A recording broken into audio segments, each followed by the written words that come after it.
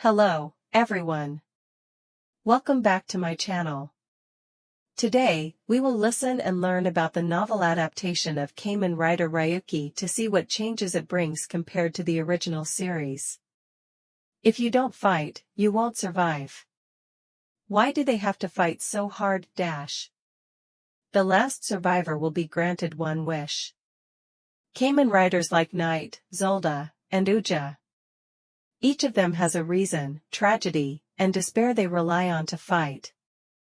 This is the novel version of Kamen Rider Ryuki, which aired from February 2002 to January 2003, written by author Inoue Toshiki, one of the two main writers of the original series. The Kamen Rider Ryuki novel consists of 18 chapters, published alongside the Kamen Rider Agito novel in 2013 as part of the Kamen Rider novel series. The main content retells the story of the Rider battle in a completely new way. The book contains many different details, darkness, violence, sexuality, compared to the TV series. Chapter 2. Kido Shinji was born in a mountain suburb. It's a small area, or a town, or a village. Your town is best known for its vast apple gardens. The houses are scattered in the direction of the river, they are surrounded by mountains, and there is a stream in the stream between the houses. In the summer, special apples shine red in the fruit trees, and when winter arrives, the town is covered with snow like a thick cotton blanket. Shinji's parents died when you were less than a year old. They had a traffic accident while traveling. They went to Tokyo to attend a friend's wedding, and after the ceremony ended, their car was injured on the highway to the hotel.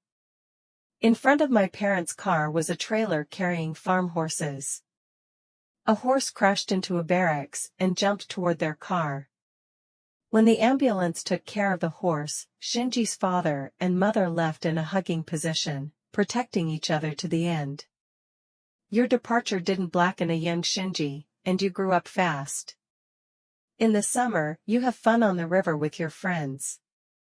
In the spring, Shinji gathers weeds in the mountains, and when winter comes, he builds his own snow tents. Shinji really enjoys living alone with you. Your grandmother is not like any other ordinary woman. She has a big body, but always wears a kimono, probably taller than anybody else in town. Her hands always wore gloves. She used to massage Shinji's head, sew Shinji a coat, and hold a cooking knife to feed the Shinji fish that she caught in the river. She rarely blamed Shinji. She often said that all children belong to God and that the education of children should be entrusted to God. If you scream the child excessively, the gods will disappear from here. Ms. Shinji is respected by the people of the town. When this mountain town was just a village, your husband, the mayor of the village, died of a violent illness, and you were supposed to be your replacement. Every day, people come to Shinji's house.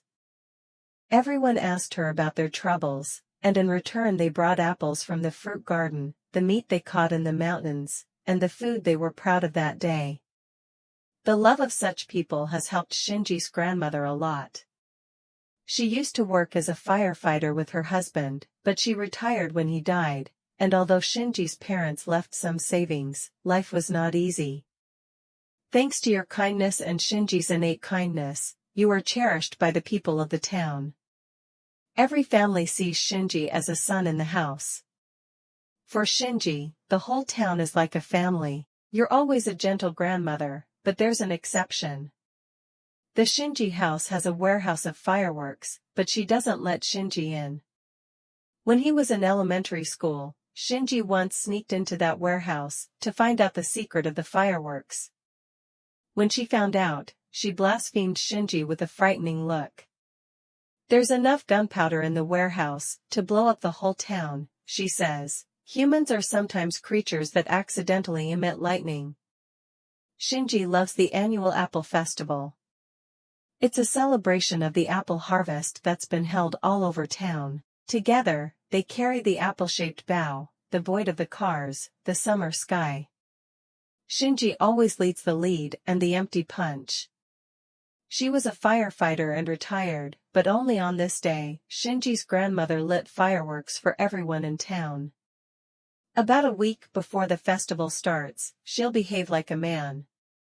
According to you, the fireworks don't like women, so you have to pretend to be a man to distract you.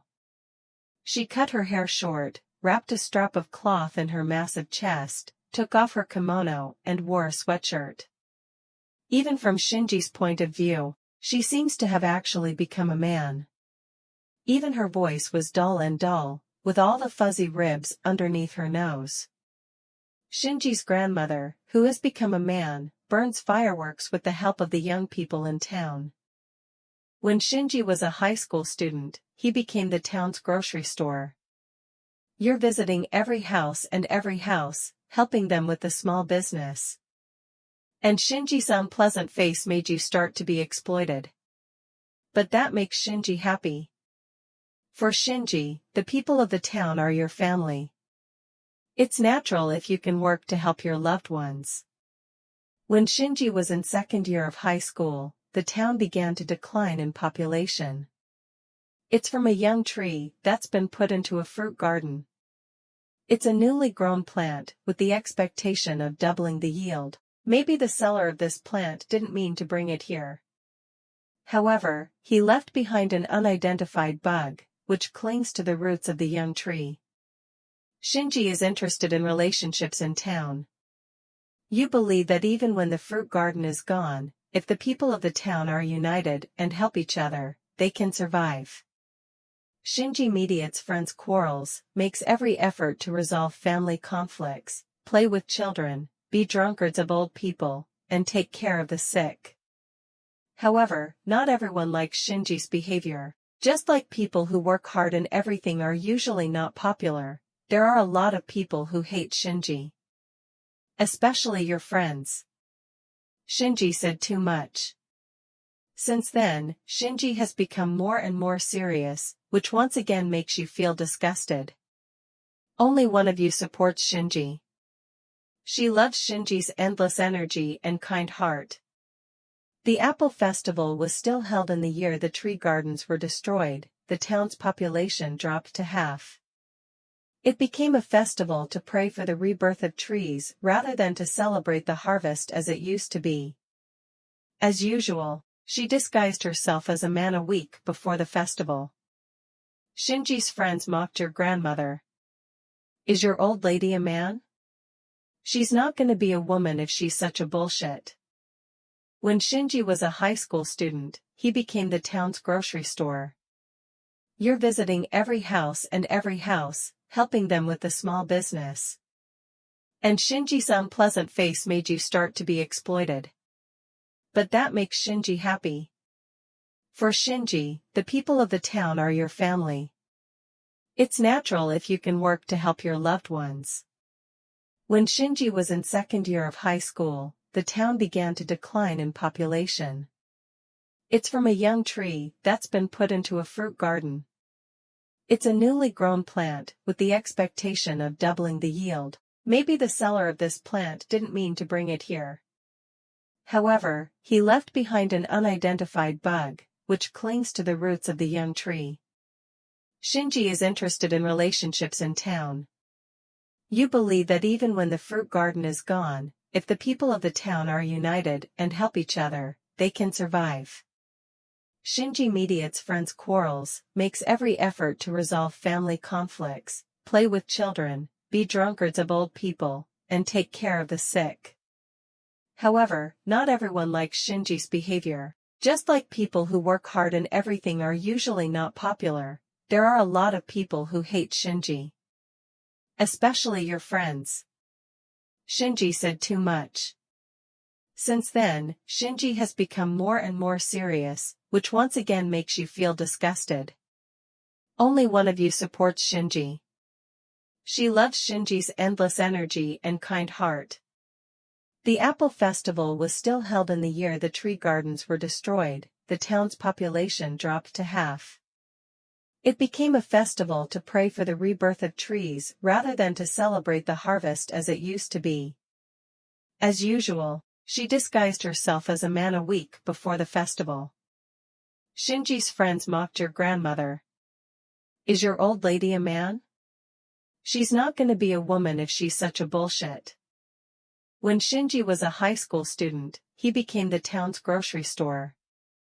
You're visiting every house, helping them with the small business. And Shinji's unpleasant face made you start to be exploited. But that makes Shinji happy. For Shinji, the people of the town are your family. It's natural if you can work to help your loved ones. When Shinji was in second year of high school, the town began to decline in population. It's from a young tree that's been put into a fruit garden. It's a newly grown plant with the expectation of doubling the yield. Maybe the seller of this plant didn't mean to bring it here. However, he left behind an unidentified bug, which clings to the roots of the young tree. Shinji is interested in relationships in town. You believe that even when the fruit garden is gone, if the people of the town are united and help each other, they can survive. Shinji mediates friends' quarrels, makes every effort to resolve family conflicts, play with children, be drunkards of old people, and take care of the sick. However, not everyone likes Shinji's behavior. Just like people who work hard and everything are usually not popular, there are a lot of people who hate Shinji. Especially your friends. Shinji said too much. Since then, Shinji has become more and more serious, which once again makes you feel disgusted. Only one of you supports Shinji. She loves Shinji's endless energy and kind heart. The Apple Festival was still held in the year the tree gardens were destroyed. The town's population dropped to half. It became a festival to pray for the rebirth of trees rather than to celebrate the harvest as it used to be. As usual, she disguised herself as a man a week before the festival. Shinji's friends mocked your grandmother. Is your old lady a man? She's not gonna be a woman if she's such a bullshit. Then one night, while climbing the mountains to see the city like every other night, Shinji suddenly thought of the amount of fireworks in the warehouse. You feel like you're being pushed to blow up the whole town with that explosive, and you are horrible to yourself. Then another night, while on his way down the mountain, Shinji encountered a rain like a drain. While you were looking for a rain shelter, you saw an emulsifying cave. There are some eucalyptus caves in the mountains around the town. When Shinji was a kid, he used to go in there with his friends to explore, but those were unknown caves. As soon as you pass the narrow entrance, you reach a vast space. The pieces of stones grew like teeth from the ceiling and the dark soil. The cave is so deep that it expands like an ant. Shinji plunged into the hallucination of falling into the body of some giant creature. From the esophagus to the stomach, from the abdomen to the colon, Shinji lost his way home as he continued through the blood vessels. At first, you were happy to get lost like this, but the panic began to take over you. Maybe this is an emulsifying cave that no one knows. Like this forever, you'll turn into a dry skeleton. Fortunately, thanks to the underground water from the melting ice, you never lacked drinking water.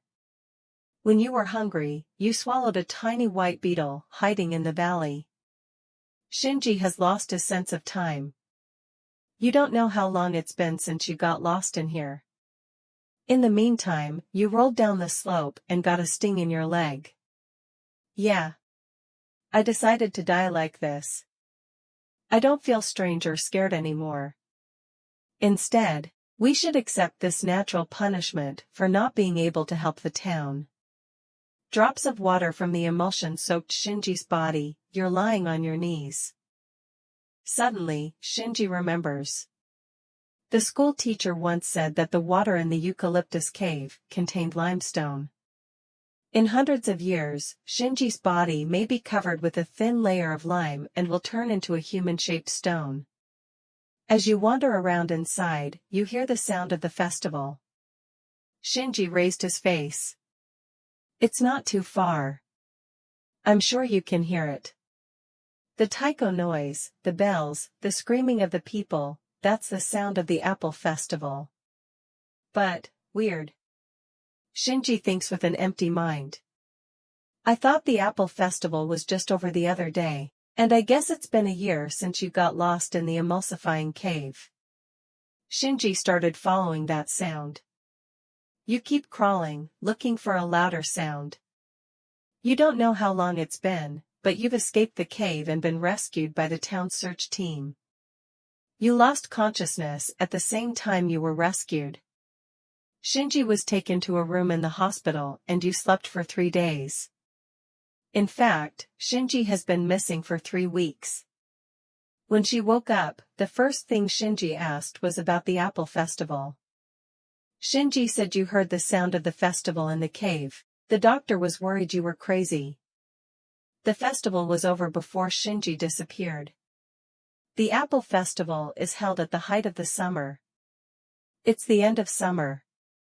One day after Shinji got out of the hospital, she called Shinji into the living room, saying she had something to say. In front of Shinji, her nephew sitting on the tatami screen, she unlocked a bank notebook and a seal. That's all the savings that Shinji's parents left behind. Shinji was clearly confused, and she said it was time for you to leave the town. I heard the sound of the festival in the cave, she continued, that sound was always inside of me. Every time you visited me while I was sleeping in the hospital, you heard the taiko emptiness coming from within you. You're the only one who can hear that sound.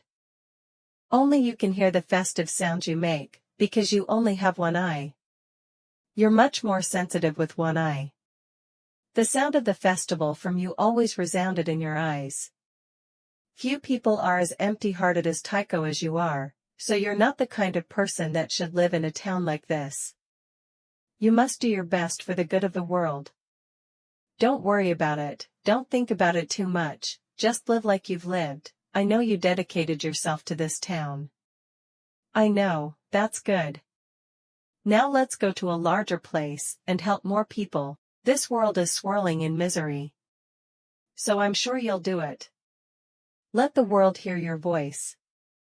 Shinji carefully reread the rules of the Battle of the Rider 3 times, they're reflected in the mirror. Then I pulled a bottle of tea out of the fridge and drank a clean one. Sitting down on a 6-foot-long tatami in the middle of the room, Shinji breathed.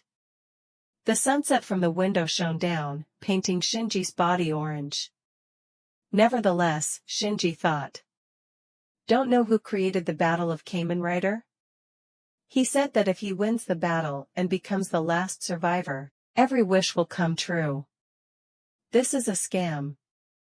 Shinji makes a noise. Certainly a trick. Overall, that's impossible. Unless a god or a demon puts his hand into this. So what if the gods or demons actually created this battle? Shinji suddenly recalled something like the shadow he met in the mirror church. What exactly is that guy? If it's a god or a demon, it must be a demon. The gods could not establish such a terrible battle. Shinji turns the symbol in the mirror and reads the rules of war. In order to escape this battle, you have to find a dealer to take your place. Like the suicide man who gave the symbol to Shinji. You can't do that, you cannot impose what you don't like on others, that's natural. So, what should we do?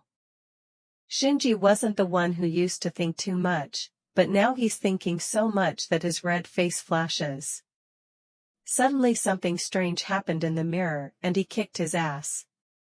I yelled, oh. A monster that looked like a dragon suddenly appeared in the mirror and raised his arm. If Shinji didn't step back right away, you'd be dragged into the other side of the mirror. Is it monster that made a deal with me? Shinji suddenly realized the strange behavior of the man who hung himself in that apartment. Why are the mirrors broken and the windows blocked in the apartment? Why did he break the mirrors and windows in the hospital room? A man afraid of being eaten by a monster. Because the windows also reflect the world like mirrors. Henshin! Shinji shouted with the icon in his hand as he stood in front of the mirror. If you don't let monster make a deal, the dealer will be the replacement prey. Being eaten by a monster means the end of life. Shinji turned into Ryuki and landed in the mirror world. A world without sound, where left and right are interchanged and the sense of balance is reversed. Shinji pushed him down, and I felt like I was drunk. Right now, Ryuki is standing in a fairly drained pond in the park. The waves spread as soon as you landed, broke the scenery on the water. Right becomes left and left becomes right. In the mirror world, the image reflected in the water is the real world. The waves that spread broke the shadow of Ryuki himself, they distorted the cherry trees and the branches of the trees spread, they shrunk the clouds, they crushed the shadows of the other two Kamen riders.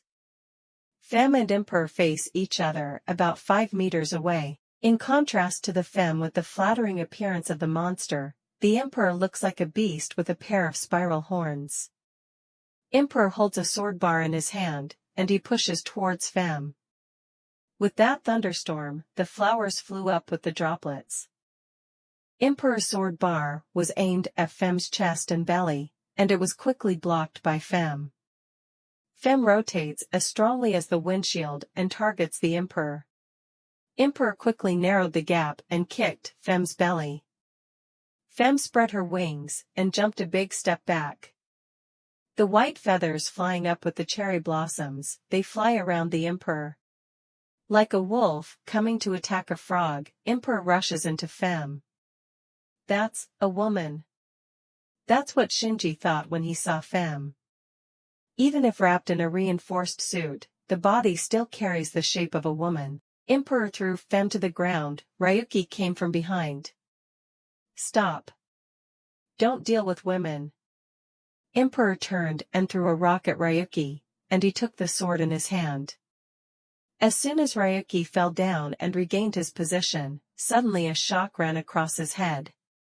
Emperor punches Ryuki and attacks Femme again. Femme, with the bracelet of the stick she's holding, grabs the sword that's rolling down. Emperor barely pushed his sword, and Femme's position leaned down. Stop. Shinji shouted when Emperor's victorious laughter had penetrated his brain. Emperor's sword bar slowly flew near Femme's face. An image appears in Shinji's mind in an instant, cutting the sword through Femme's mask. Let's jump. Someone inside Shinji gave orders.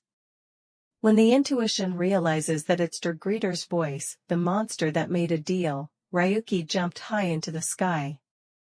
Ryuki's body floats parallel to the sun, and the giant red dragon Der Greeter appears from behind.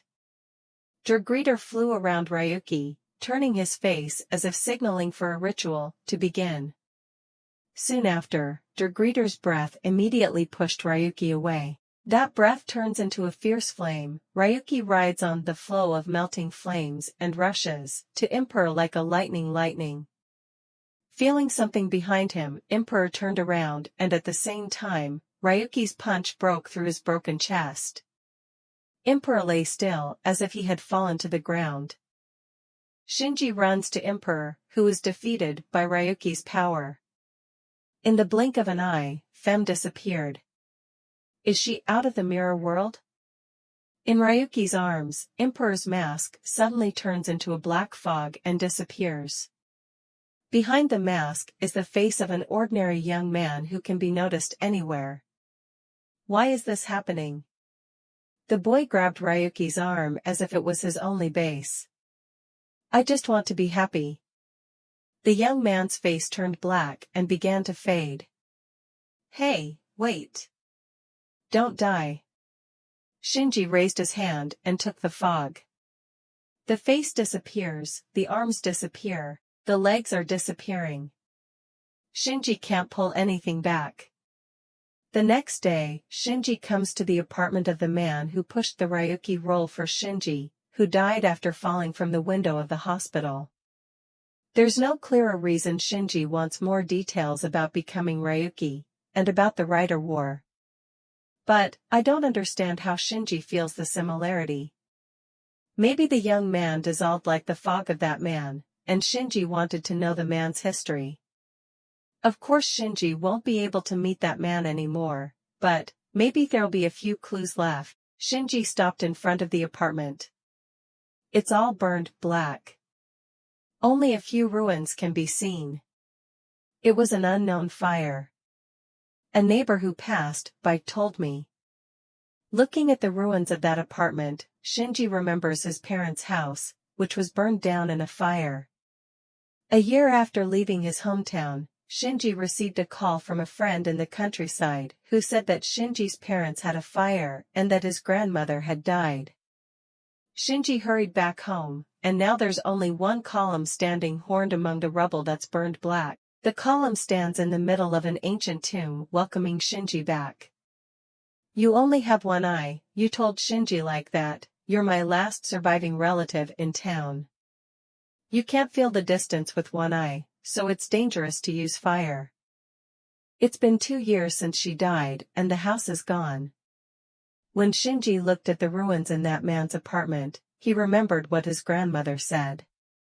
The world is sinking into a turbulent cycle of misfortune. Make this world a place where festivals can save people from suffering. You know I'm gonna do it. Let the world hear your voice. The young emperor died while holding Shinji's arms. That pain is still in Shinji's hands. We're gonna stop this war, Shinji's down. Another call, from Miho. That night, Miho stole Shinji's first kiss and made a confusing prediction that I would love you. Oh, my God, it's been 5 hours since Shinji told me not to call again. Hey, I don't even eat ramen. Miho said from the other side of the phone. Shinji said, you're so annoying. Shinji never ignores a phone call, no matter who it is. If you don't talk gently when there's a job coming, you can't be reassured. Hey, did you hear what they said? Didn't I tell you not to call me anymore? What does Shinji like? Shoyu? Shio? Miso? There's vegetarian pasta, Miho asked me over the phone. What the hell is that? Ramen bread.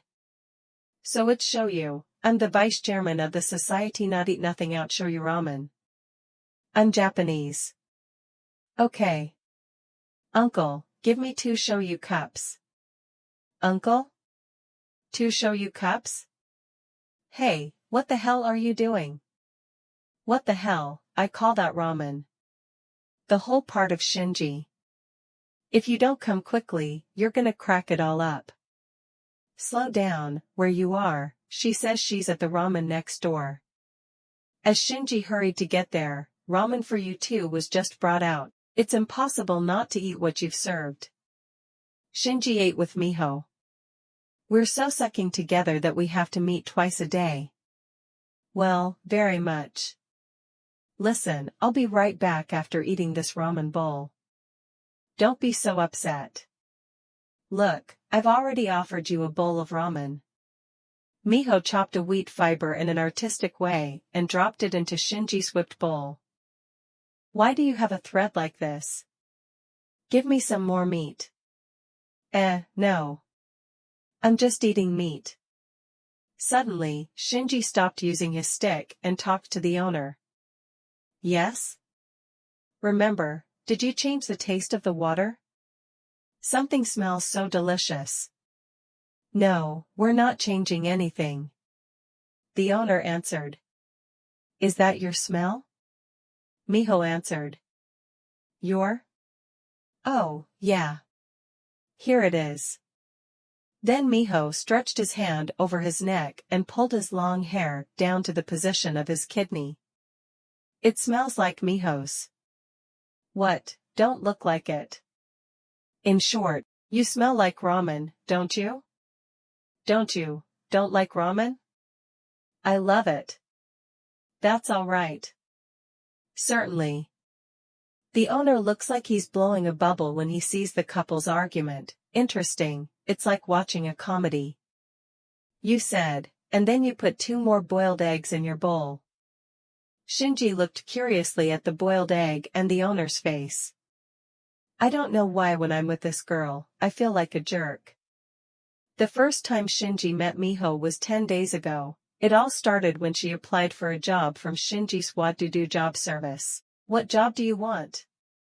Miho said on the phone that he wanted to meet in person, so he sent me the address. Niego's room, right? Shinji responded. Yes.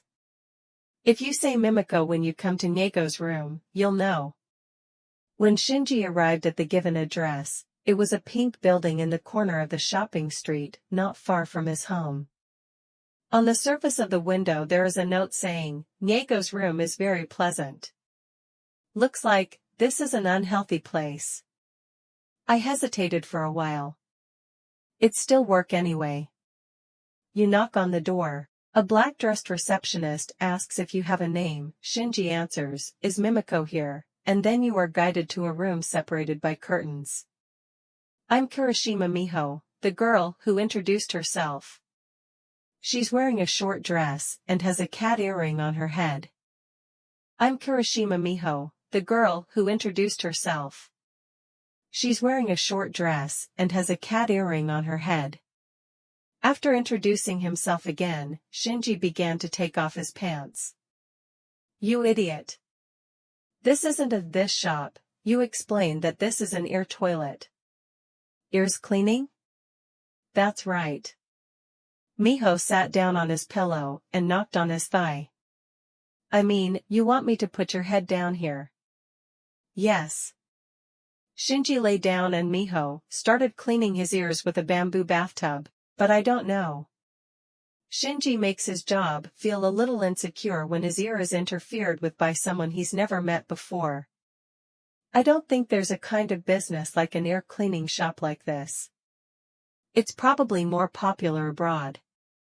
Miho shakes Shinji's ear and looks inside the ear. Oh, too many earrings inside. It's so filthy. To recall, when was the last time I had my earrings? Shinji suddenly thought, praising and breathing. This way, we'll fall asleep. Well, talking about work. I hear you're awake and sleeping in panic. Actually, I'm in trouble because there's a customer who keeps following me, so I want you to pretend to be my boyfriend. That's Miho's request. Fake boyfriend? From beneath Miho's thigh, Shinji pops up in a reflection. Hey, it's dangerous, you know? Don't move, the toilet sticks will pierce your ear. That's not what I mean. Shinji seemed about to refuse the request, so Miho turned her dress and pointed to her lower thigh. That part of meat has purple marks. Miho explains that you were beaten for rejecting that guy's date invitation. Besides, Miho is constantly talking about the various injuries he's done to you.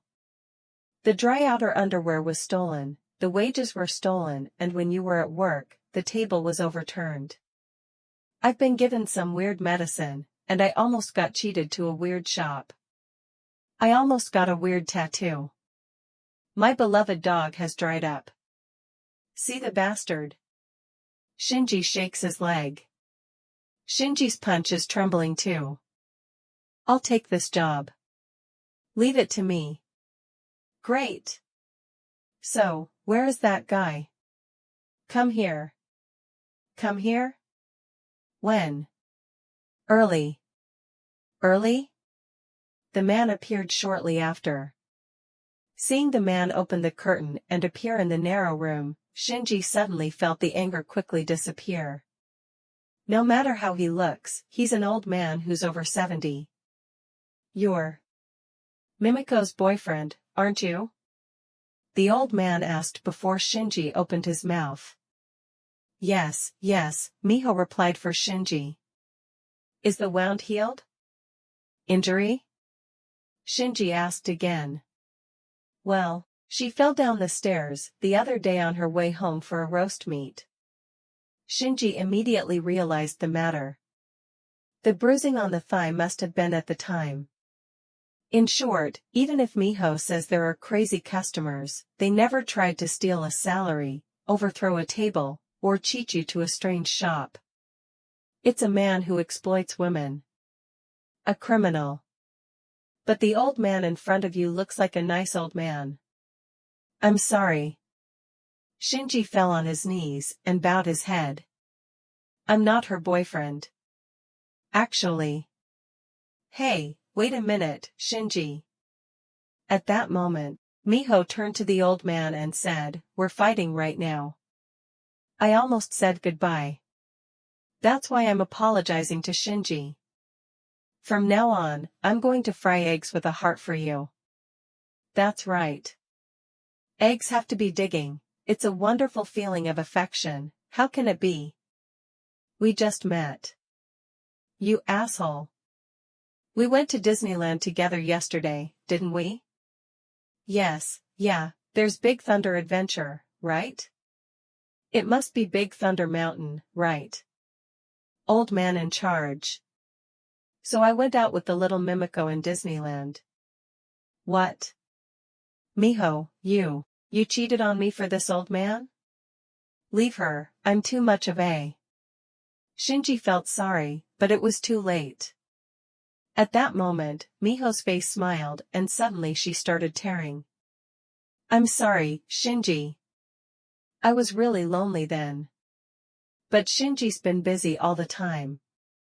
I promise I'll never go out with anyone else again. I'm sorry, I'm really sorry. Shinji fell on his knees before the old man again. I can't stand it anymore. I can't play this game anymore. I think I'm too good, too bad. We only met today. Here, it's the what do service. She hired me as a fake boyfriend, so I just came here. I didn't mean to fool you. She just called me. No, it's my fault. The old man spoke and gently touched Shinji's shoulder. I tried to pursue Mimiko, despite my age. But when I looked at you two, I realized that you two were very equal.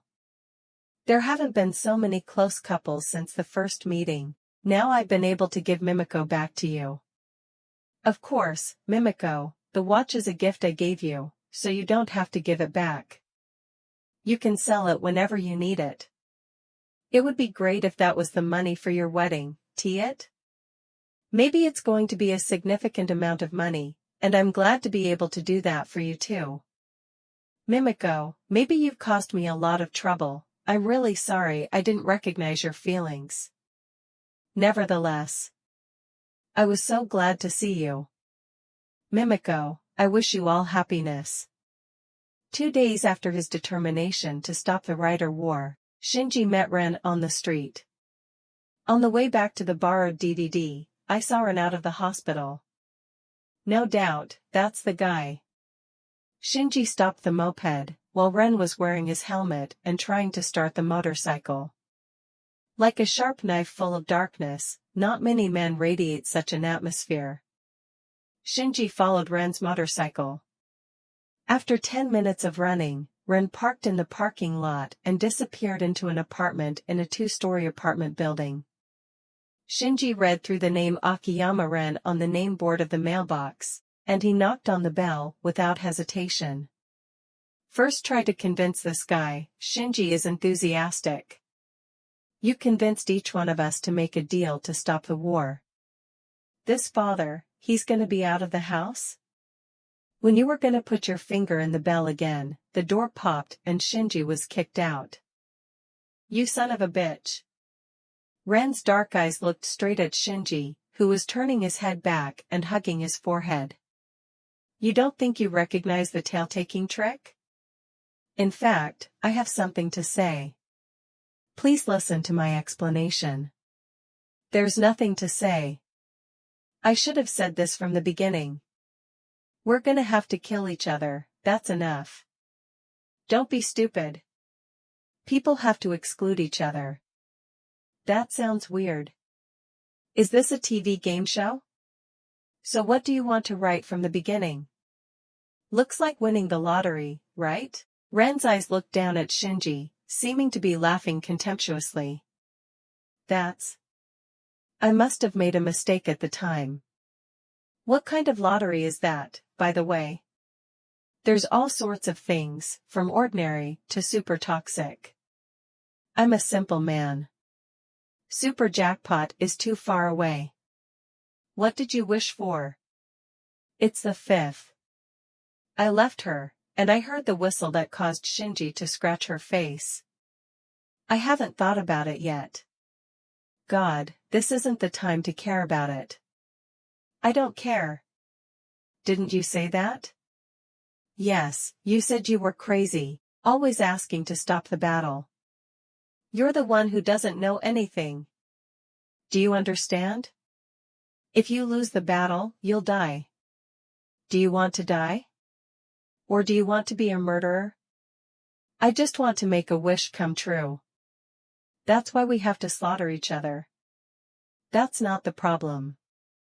A fool like you doesn't know anything.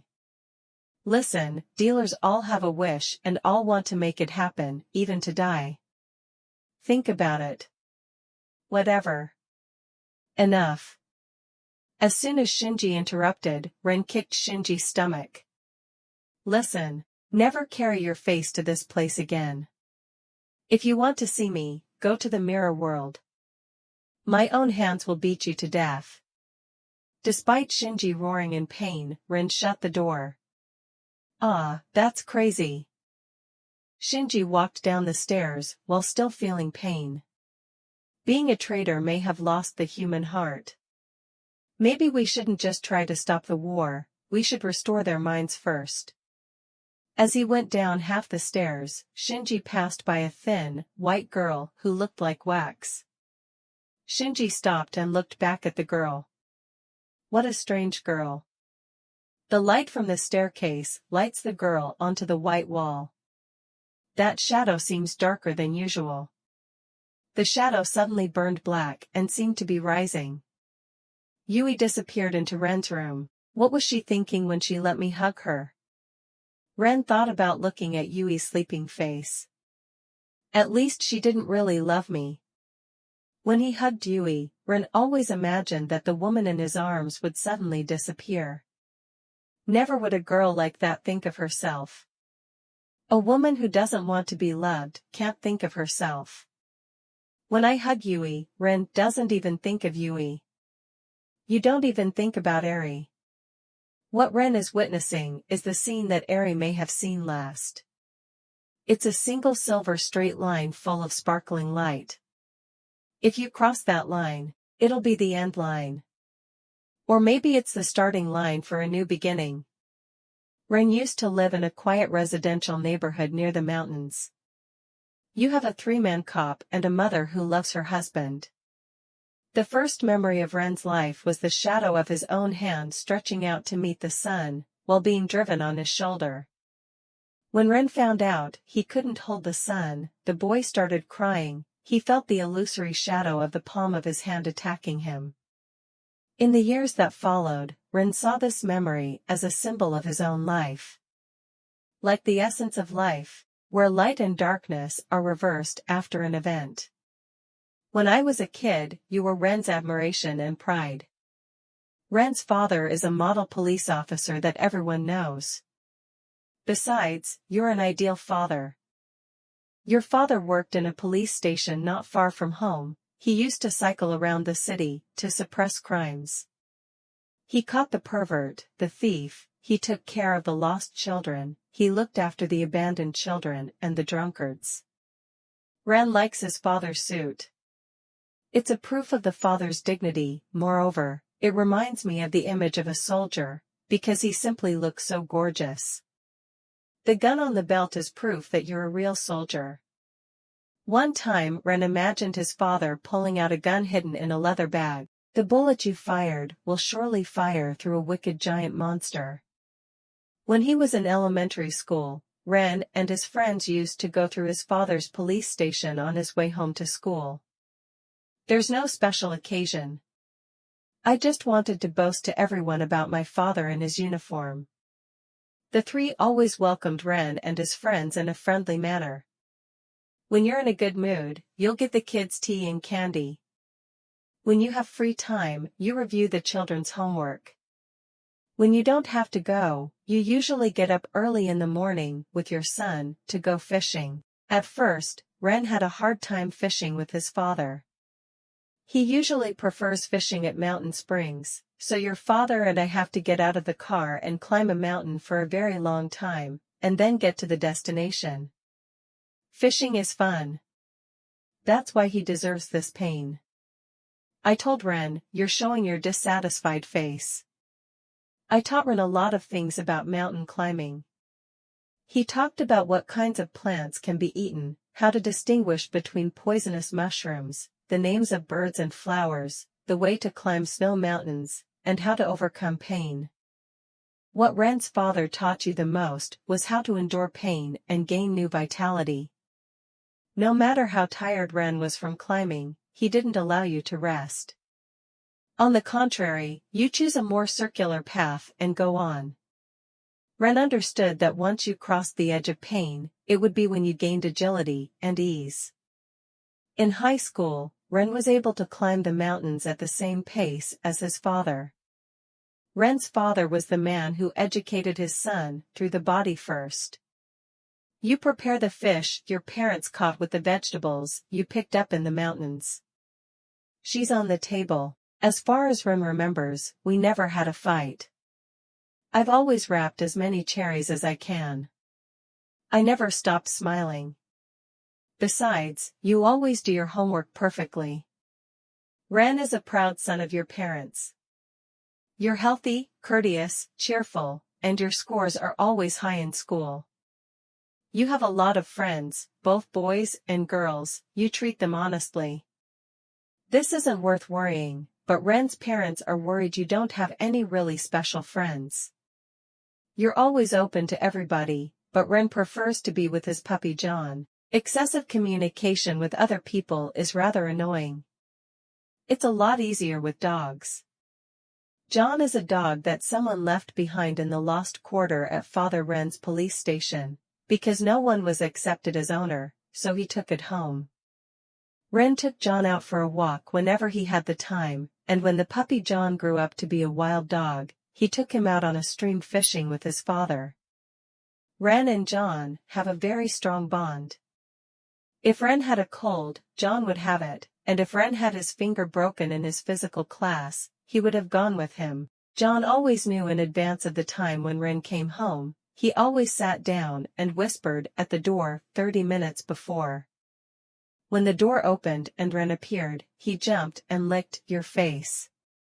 The peaceful days of the Akiyama family changed when Ren attended second year of high school. That year, the sun shone bright rays of sunshine, and that record heat continued. On the hottest day of an unusually hot summer, a bullet was fired from 3 Ren's rifle.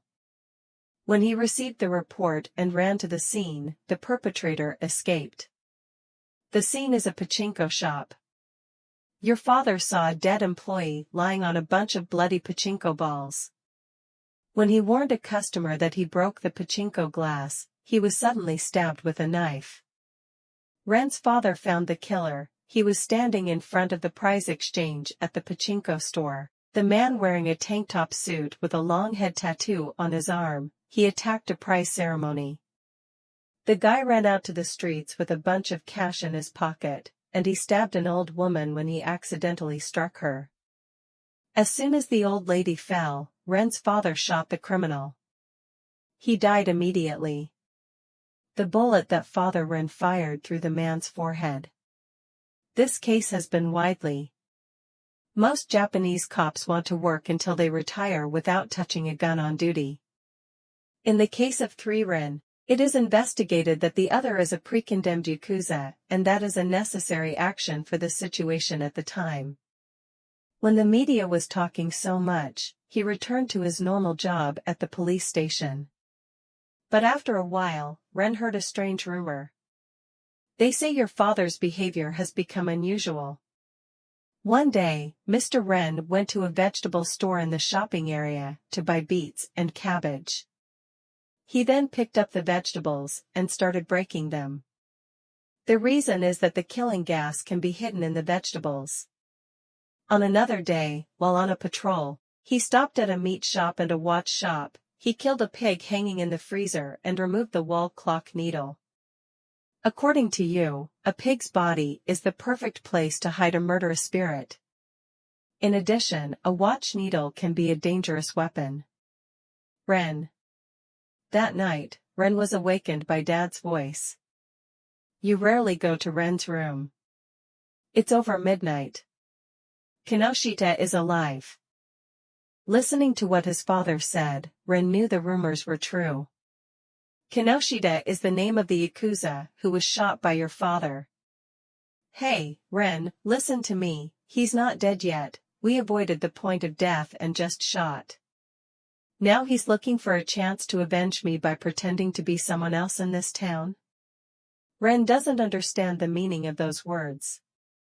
You're pretending, aren't you? Even if I say that, I don't understand. But you keep saying no. From the details we've seen, Tamura's fish shop is very suspicious. In fact, he's Kinoshita, the guy who was going to punch us with a knife hidden in the fish's belly. Finally, he ordered Ren to monitor Tamura. There's a lot of suspicious people out there and I can't handle them all by myself, please help me. Ren talked to me. I noticed your change, too. She said she was stabbed in the face, just for keeping the miso soup warm. I've never used violence against you before. She wiped away her tears and begged Ren. Please listen to me, because you're a good man, he's suffering the obsession of the murder sin. I'm sure you'll get back to normal soon, so you can help me by then.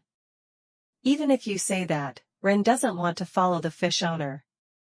There was no other choice, so Ren only visited a few times on his way back to the school, and he talked to the fish owner, of course, nothing unusual.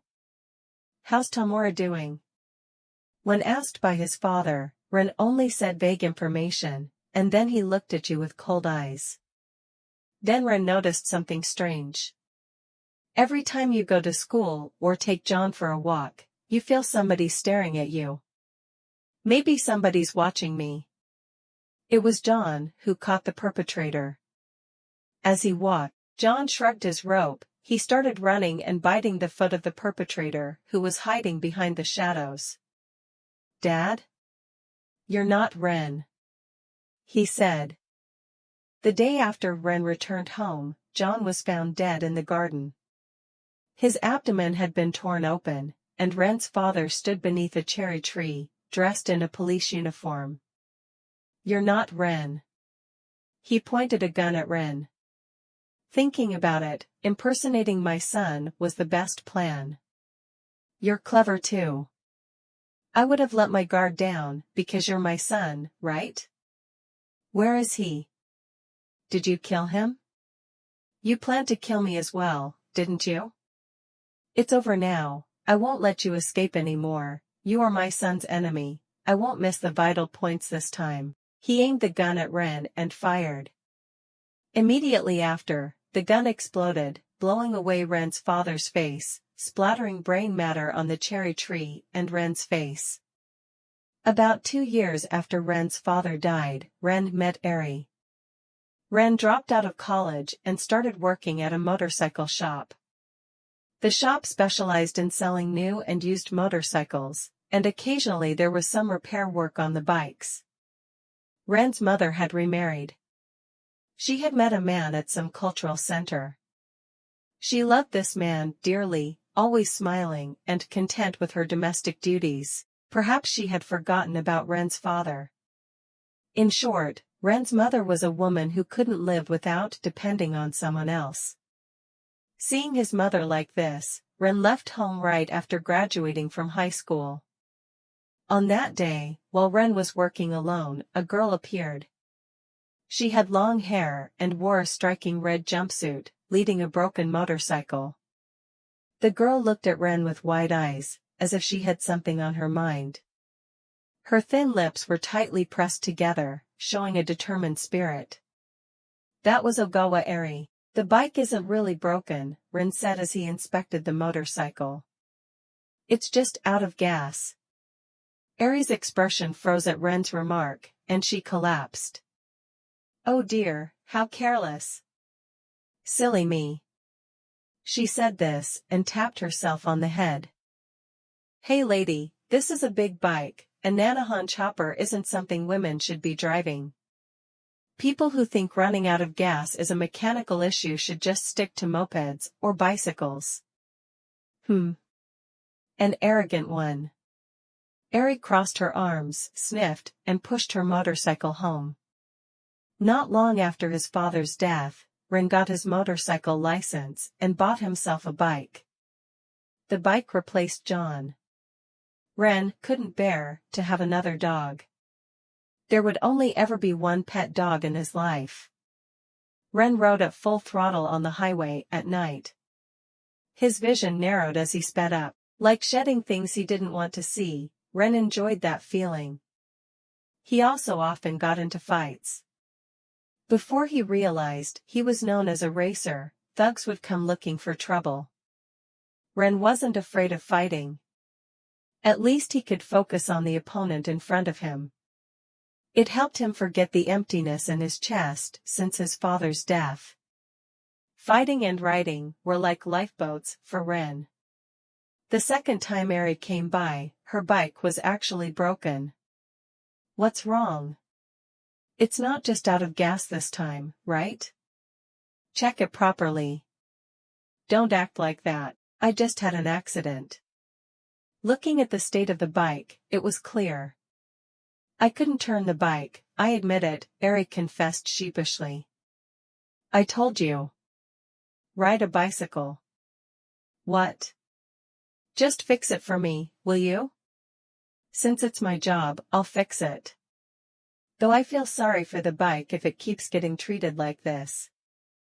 Ren quickly finished the repairs, but it wasn't long before Eri brought her bike in a third time.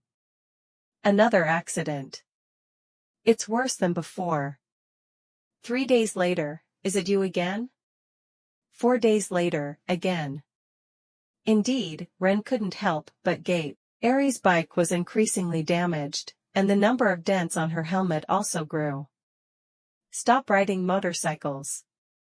If you continue, you might actually die. Then I'll stop.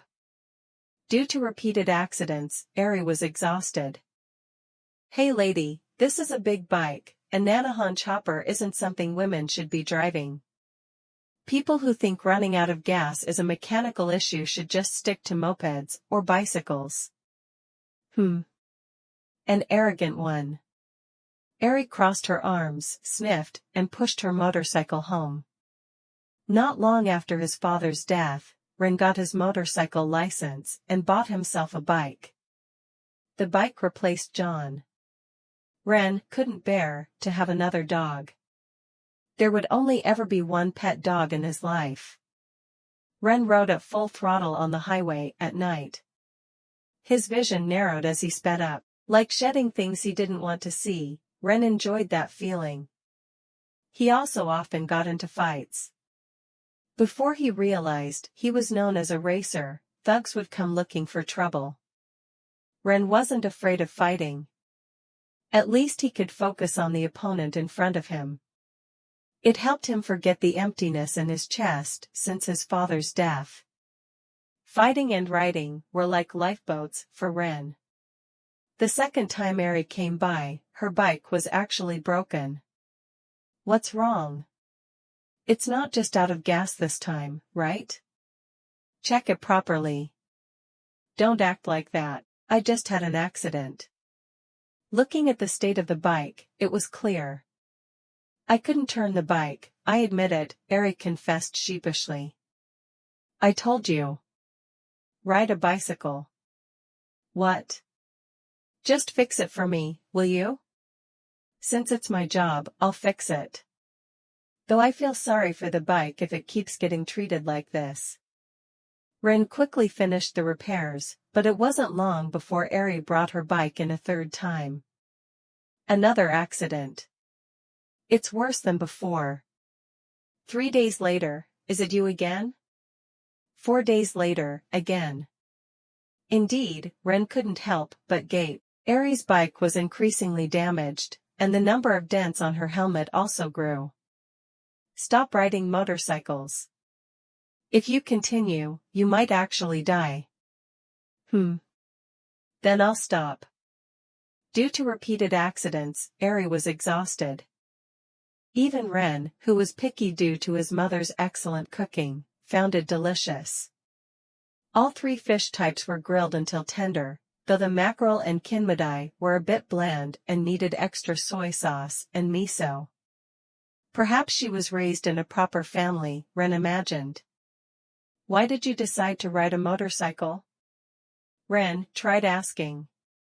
How should I say? What is it? I wanted to change my ordinary self. Ren suddenly burst into laughter. Is there something funny? Nothing, just that ordinary reason. In the end, Ren realized he had fallen in love with her ordinariness. From then on, they talked about many things while sitting by the autumn lake. Eri had an annoying younger brother, a father with a high position in a well-known trading company, and a mother who had recently gained weight and was always nagging. Eri was studying nursing with the goal of becoming a nurse. What about you? Eri asked. What kind of person are you? My father almost killed me. Really, that sounds serious. That was Eri's response to Ren's abrupt revelation. The response made Ren ponder. That day, they exchanged phone numbers and emails, and said goodbye. But the second time, Ren called, and they went on a motorcycle trip together. The third time was Eri's turn. That was how they alternately invited each other out. Their dates were always trips for two, Ren driving to scenic spots he knew, and they would have lunch made by Eri. The couple ate sandwiches, while admiring the autumn leaves falling on the mountains. They ate rice balls at a stand by a snow-covered beach, and enjoyed sushi in a park where cherry blossoms bloom. A mishap occurred while they were returning from a date. Four motorcycles surrounded Ren's on the highway. Ren immediately tensed up. These were the guys who had troubled him before. Back then, there were only two, but this time the number had increased. Even Ren, who was picky due to his mother's excellent cooking, found it delicious.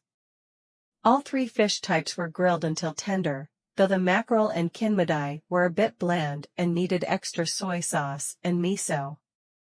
Perhaps she was raised in a proper family, Ren imagined. Why did you decide to ride a motorcycle? Ren tried asking. How should I say? What is it? I wanted to change my ordinary self. Ren suddenly burst into laughter. Is there something funny? Nothing, just that ordinary reason. In the end, Ren realized he had fallen in love with her ordinariness. From then on, they talked about many things while sitting by the autumn lake. Eri had an annoying younger brother, a father with a high position in a well-known trading company, and a mother who had recently gained weight and was always nagging. Eri was studying nursing with the goal of becoming a nurse. What about you? Eri asked. What kind of person are you? My father almost killed me. Really, that sounds serious. That was Eri's response to Ren's abrupt revelation. The response made Ren ponder. That day, they exchanged phone numbers and emails, and said goodbye. But the second time, Ren called, and they went on a motorcycle trip together. The third time was Eri's turn. That was how they alternately invited each other out. Their dates were always trips for two, Ren driving to scenic spots he knew, and they would have lunch made by Eri. The couple ate sandwiches, while admiring the autumn leaves falling on the mountains. They ate rice balls at a stand by a snow-covered beach, and enjoyed sushi in a park where cherry blossoms bloom. A mishap occurred while they were returning from a date. Four motorcycles surrounded Ren's on the highway. Ren immediately tensed up. These were the guys who had troubled him before. Back then, there were only two, but this time the number had increased. He became friendly and kind to everyone. His previously somber eyes seemed to have been lit up. It seemed that soon, that light would never go out, but then it did. It was Eri's 19th birthday. Ren had promised Eri that he would take her somewhere she wanted to go after a long time. Ren had misunderstood a few things. First, the men he had beaten up by the riverside, there were more of them than he thought. They still remembered that grudge, and there was also a young guy who asked for extra work at the bike shop a few days earlier. He was also a pawn they had planted. From the beginning, that stranger had been investigating Ren's daily activities. Ren had inadvertently told him that he had a date the next day. They would leave early in the morning to see Mount Fuji. You know, when the summer Mount Fuji is engulfed in the evening light, it shines a golden hue for just a short time. The next morning, Ren picked up Eri at her place, and they both rode off. It was a pleasant morning. The sky was a clear blue, the breeze was neither too strong nor too light. As they accelerated onto the highway, Eri screamed. "Stop, we can't." "What?" as Ren asked. Suddenly the motorcycle leaped as if bitten by a snake. The bike flew up as if sucked into the clear blue sky and then crashed onto the road, shattered to pieces. Ren fell into the roadside bushes and passed out for a while. When he woke up, something like a brightly shining silver piano wire was stretched across the road. Eri was lying next to the wrecked motorcycle, blood flowing from her head in a stream on the stark white road. Ren hurried to Eri's side and removed her cracked helmet. Her head fell back. She was in critical condition due to a severe injury.